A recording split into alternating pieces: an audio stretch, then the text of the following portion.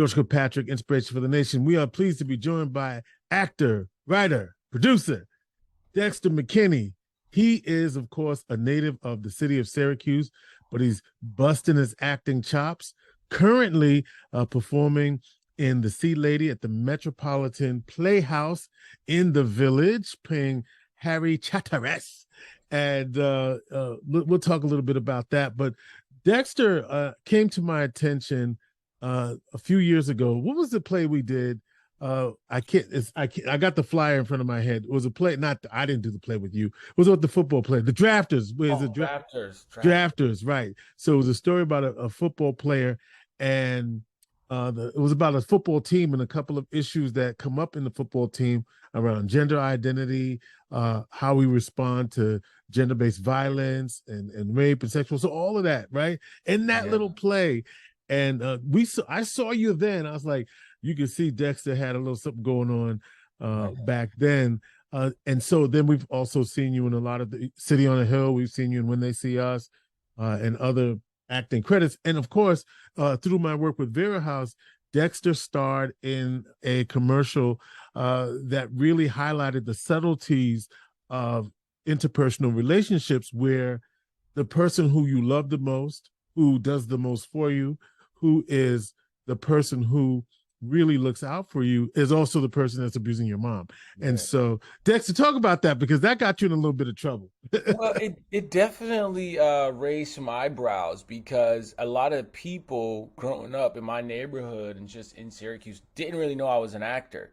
I had been doing plays, and I actually I went down to New York City in the 10th grade and I was in a competition, did really well, and I got my first agent. So I started coming to New York auditioning back then and was doing commercials and stuff like that. Right. But people didn't know that. So when they saw the Vera House spot, people were, stopping me in the street, stopping my mom in the street. I'm so sorry to hear about that. I didn't know you were going through that. And I would have to say, no, it's not me personally going through that. I'm an actor, but there are, so many people dealing with that. And these are some resources, because people would talk to me like I was an expert, like how to counsel them through that, or, I had some sort of perspective on it outside of just doing the acting stuff to deliver the spot. And it was just a well-received spot. It was winning awards. Yeah. And we would go to different banquets, and they would ask me to come and speak on behalf of the spot. And I would tell people the story of just how people would come up to me and talk about different experiences that they had and how they felt it impacted their life. And I guess the way I said it made it seem like, if this happens to you, this is how it will impact your life, which is not what I was trying to say. Maybe it got misconstrued. But yeah, I was just saying, as the face of the campaign, it was on billboards, it was all over the place. Oh yeah. People would stop me with these different stories, and I would share the different stories. So I did have to make a post on. I didn't have to, but I decided to make a post like, "Hey guys, I'm an actor. My mom has not been abused, thank God. My father's a great man, and and if you need any resources, seek out Vera House and X, Y, and Z, and they can help you out." Yeah, what did that do? Because like Mariska Hargitay, who does Law and Order, and I'm sure, have you done Law and Order yet? Because I know that's okay, we cross our fingers. They got 2 shows in New York right now. Let's go. But Mariska Hargitay and her Joyful Heart Foundation, because she's an actress that works as a police officer investigating sex crimes. Certainly, that was a natural charity for her to start and help out victims of domestic violence or sexual violence. And so, because of your role as an actor and people coming up to you, how did that change you, and how did that inform your way of thinking about these issues? Because first you're reading a script, and I think the other thing that was tricky for people is that we intersperse your actual football pictures and your Sherman Park pictures and Nottingham, all like your actual So that made it, which made it really real for people that you were a real person, although you were acting in a situation. So what was it like to now have to understand this in a different way? How did that change your mindset, if at all? It did. I would be remiss not to correct. It's Kirk Park, big Kirk Park. Kirk Park. I'm sorry. Did I say Sherman? You know why? Because I'm thinking of the orange and blue. Yeah, I know. I know. I was gonna say That's Nottingham. I Okay. was a Nottingham Bulldog, but I was a big Kirk Park coach. Oh Big yeah, Kirk Park. look, and they coming at me now. The slander to say it. Yeah, you got it. slander. All right, You Kirk got to Park Colts. we gotta rep the squad. But it did actually, because it made me want to have a deeper understanding of the characters that I was portraying. Um and it made me understand that, wow, like this work really impacts people for real. Like, at that time I guess in high school, I would imagine, or maybe soon. No, it was soon after high school. I was Well, just you out of were in college at that I was point. in college, yeah. But still, just kind of still not used to really having my face on billboards and people seeing the work, and really coming up to me and stopping me about it. Like I said, I had done a couple plays and stuff, and after the play, after we do the show, people hang around and say, "Oh, you did a good job," or this impacted me. But I forgot about it. I mean, I wasn't thinking about that. We shot it. It was months ago. It's still running, and it's real for people right now, today. Yeah, and the video, by the way, is on YouTube. It's just um, Lead by Example is, I think, the name of the Yeah, video, yeah, and so yeah. yeah. I mean, yeah. So it made me realize that, wow, this work is it's meaningful work. I used to look at it, and I don't want to say be like, what's the right word? Almost. So I mean, when I grew up, I didn't see a lot of actors, if any. Right. I saw athletes, I saw rappers, but I didn't see actors, and I was doing like Shakespeare with tights, and that was something I was shying away from. That's why people didn't know. I didn't want them to know. Isn't that something, right? Like especially as a performing artist, this idea that in your crew you can't like they don't really come out to support you because you in some ways ashamed that this is what you're doing because you're not playing football with the rest of the fellas, right? Yeah, right. Like, which when you think about this work says something about our identity as men and masculinities and how we show up in those spaces and not being comfortable really. What if you, Dexter, could change that narrative for somebody right now, that if that's what you like, no matter how people feel about it, right? Oh man, it's such a beautiful thing now, and you figure that out, I guess, as you grow in this Mhm. world. But yeah, man, that just wasn't the norm. I was the only black kid in those plays, especially like, I was a lead role. So if you were coming to that show, you're gonna see a lot of me, and it just wasn't until later that I realized, wow, this is not only meaningful work and impactful work, but it makes people feel something. This is commendable, honorable work that I can be Mhm. proud of. And I spent a good amount of time, even at SU, I got a master's in international relations. I got a master's in public relations. I got a bachelor's in IT. All of these different things to try to I was really trying to change a decision with my mind that my heart had made, because Mm, in a lot mm. of ways I was still not comfortable saying, "Hey, I'm an actor," because I didn't have anything that I could point to and say, "Yeah, and I'm in this." Because when you tell people you're an actor and you don't necessarily have, I guess, credits, or some people saw you in, you to me, I felt like, oh, you ain't you trying to be an actor. You an aspiring Right, actor. right, You're right. not really an actor. And am I going to be able to feed myself and support myself? So I spent a good amount of time going back and forth on whether or not I was gonna go all in and commit to what was in my heart. Have you done it now? Have you are you all in, or you still Oh got your man. foot in the door? Oh no, I'm all in, man. I love my art. I'm so grateful to be able to express myself through it. God has blessed me in so many ways. And yeah, I'm so happy. And once I committed to it, it was like a few months. I was sleeping on my friend's couch, and I booked a show that put me on a New York City stage, and I didn't think I was good enough to be on it because it was New York City actors and they were really good.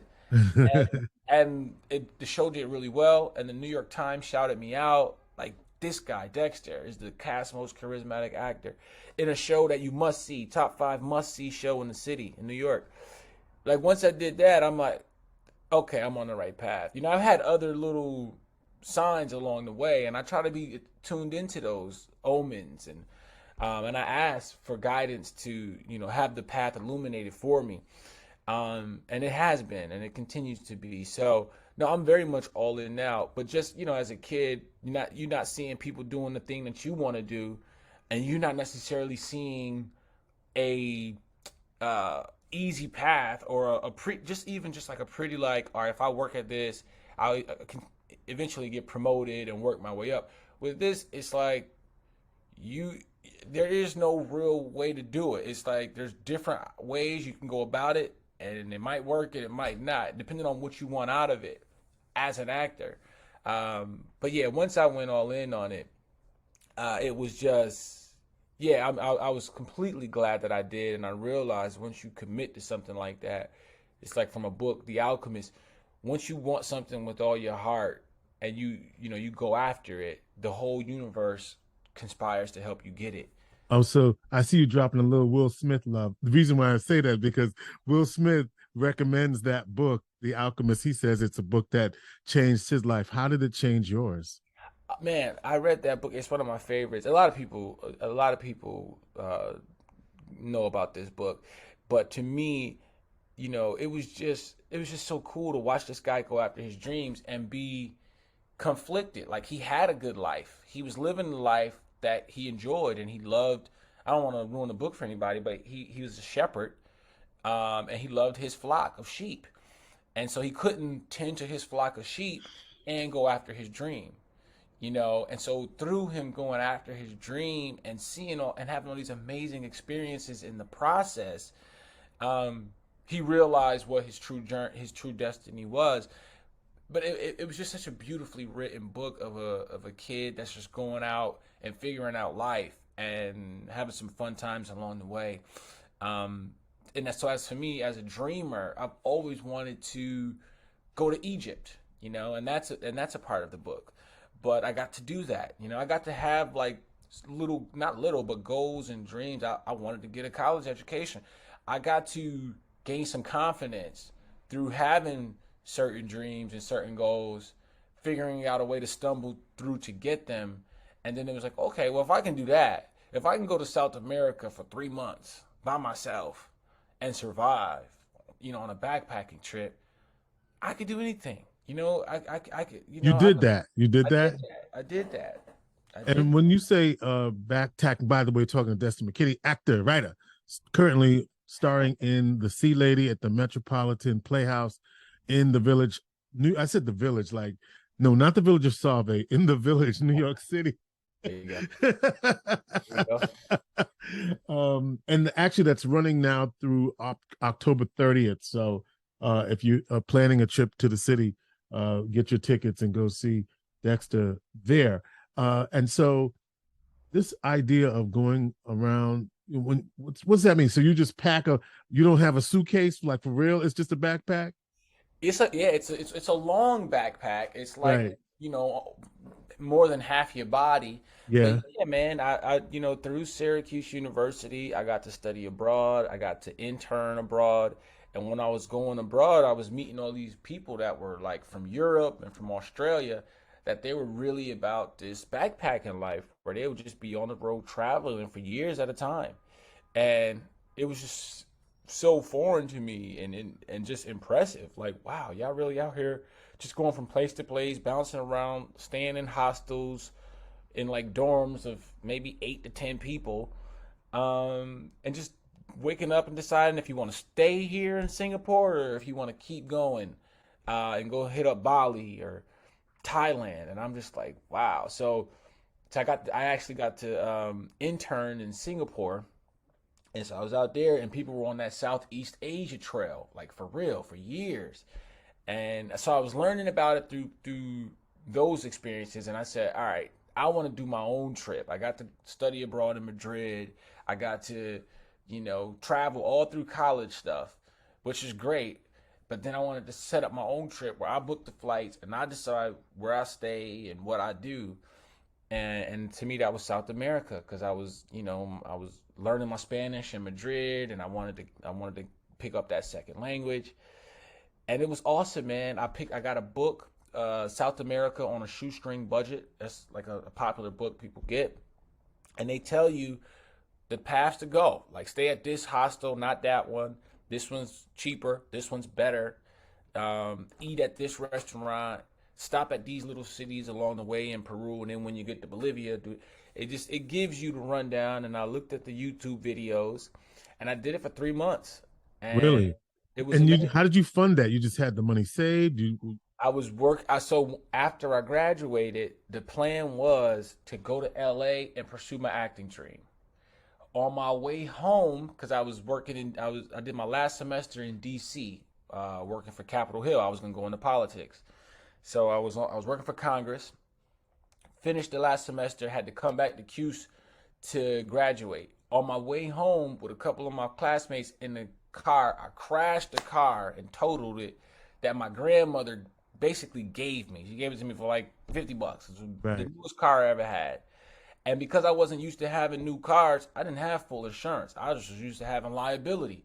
So I lost the whole car and my whole way to LA right in that instance. Wow. Came home, didn't tell anybody what happened.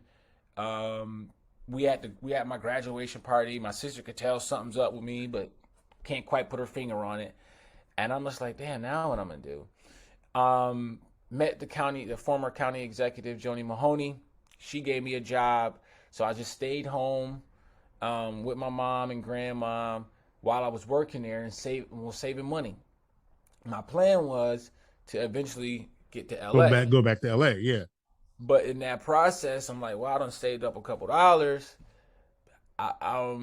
Whatever I do, let me take this trip first. And so I just had the money saved up, took a trip. I mean, the flight was, I made a round trip flight from Lima, the capital of Peru, back to New York was like $700. Right. And so I did that, and I was just figuring it out along the way. I did 6 countries in South America, did a circle, got right back to Lima, and then flew out. And you set the date like 3 months from now? Yep. Man, wow, that's great. Yep. You've got to work with a lot of people, and of course, Ava DuVernay When They See Us. Saw you recently in the Cuse when we had the chance to see Dr. Yusuf Salam, one of the exonerated 5, speak, and you obviously were in episode 4, Corey's story. The whole thing is a tragedy, and so what has that experience been like for you? And working with, seeing the 5 and being a part of that breathtaking film. There are people in my life that still will not have not will not, but have not watched the film yet. A couple of people that I know, because they the trauma. Because I said, that first episode,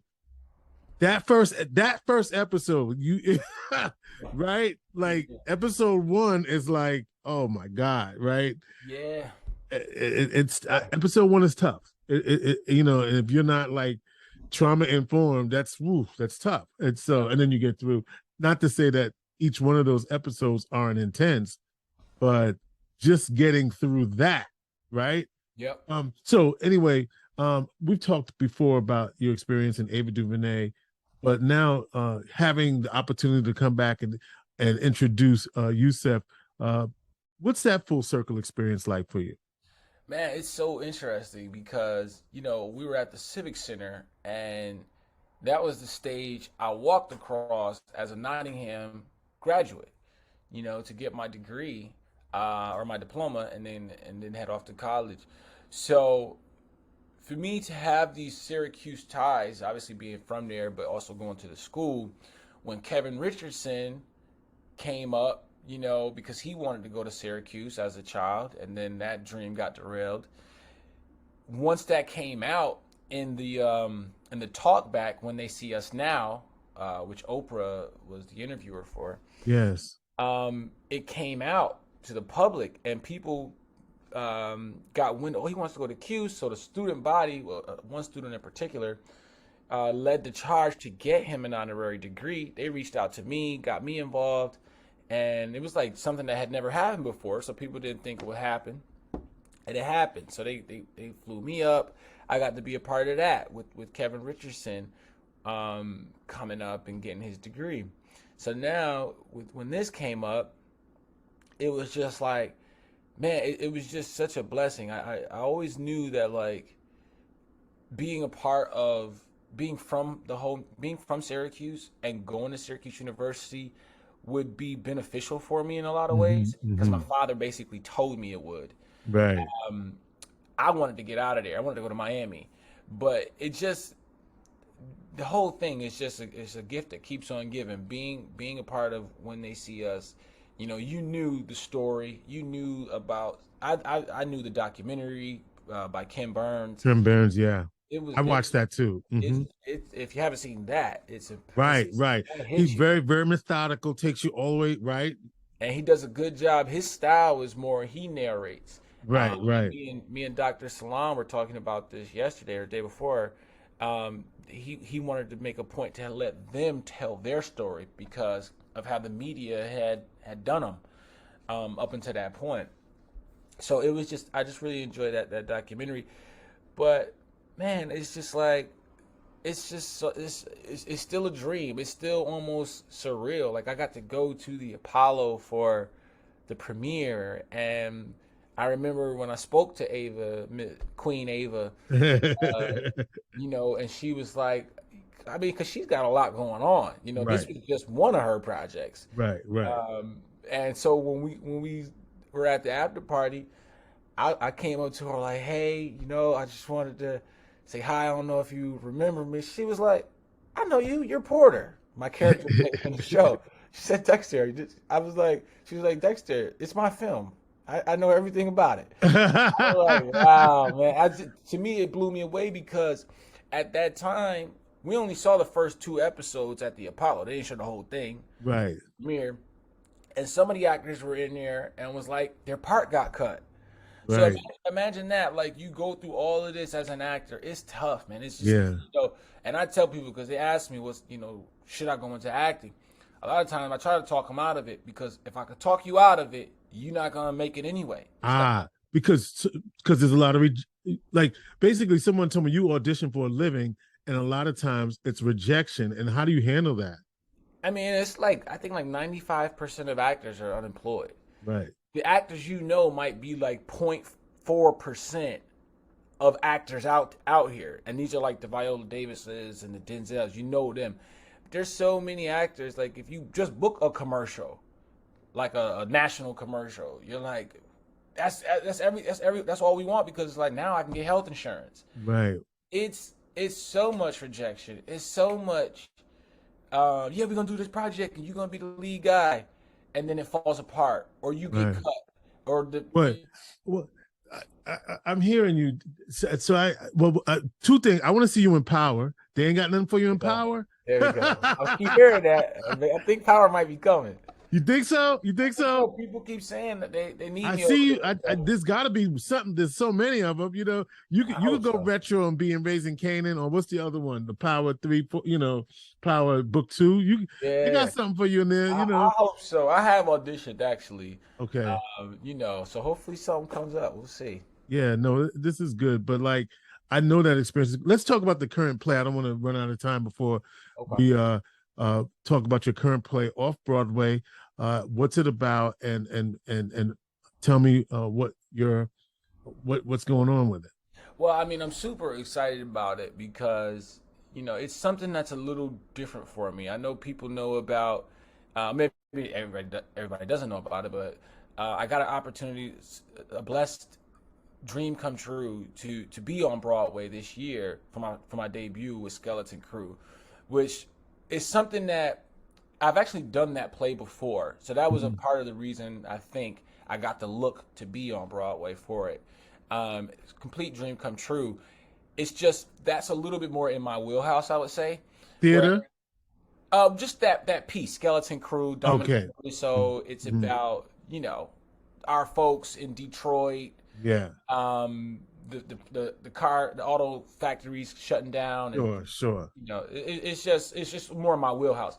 Whereas this is like a fantasy play. Do you have to speak in an English accent? I speak RP English, so the older version, not the modern, which I had the modern version, but I had to learn the older RP, like how. Can you give us a little bit of it? I knew you was gonna say that. You know it. All right, so basically, you want to speak as if though when you talk, you're not literally speaking the same English. However, it's a little different. See, I got to practice because it's been. No, it's all good. It's all good, but just that little bit, because we often see British actors doing the reverse, right? Yeah. Idris Elba or Damson Idris. There's a plethora of these actors who are British that be throwing down in the American accent. They kill it, and the thing is, it's not to take nothing away from them because they're great. They're the greats in terms of this craft. And also, they hear a lot of our TV and our music. They hear a lot of our sound, right? Like the world does. That's one of our biggest exports: our culture, our music, our TV, our movies. So, for me, I wanted to do it justice because the English accent is one of my favorite accents. Like and Jamaican. So this play, you said it's a fantasy play set in what, turn of the century? Early 1900s. A mermaid, a sea lady, washes up on shore, so to speak, in Victorian England, and she gets adopted by this well-off family. The matriarch of this family is being like seduced by her in a way where she thinks she's been chosen. And then my character is this young up-and-coming politician about to, do his thing. And she has a different message for my character, right? So she's coming up, she's in search of a soul, right? And the play is it a soul for her? Is it another sort of soul that she's searching for? So it's an interesting piece. I'm super excited about it. And I would love to have folks come out to see it. We run Thursdays through Sundays. So we'll be up tonight. Dexter McKinney. Yes, love to see it. We love to see it. I love the fact that you're so humble and so appreciative of the hometown. And you're always very generous with your time. And we wish you success. Go see the Sea Lady at the Metropolitan Playhouse on 4th Street in, I want to say, the Village. If you're in New York, you know what that is. I don't have to explain it. Yeah. And, go see Dexter. Do his thing. No, wait. I'm trying to do the accent. Do his thing. I can't even do it. Anyway. Yeah, something like that. do his thing or whatever.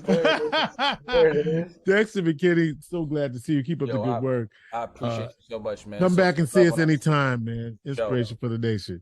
That's what's up.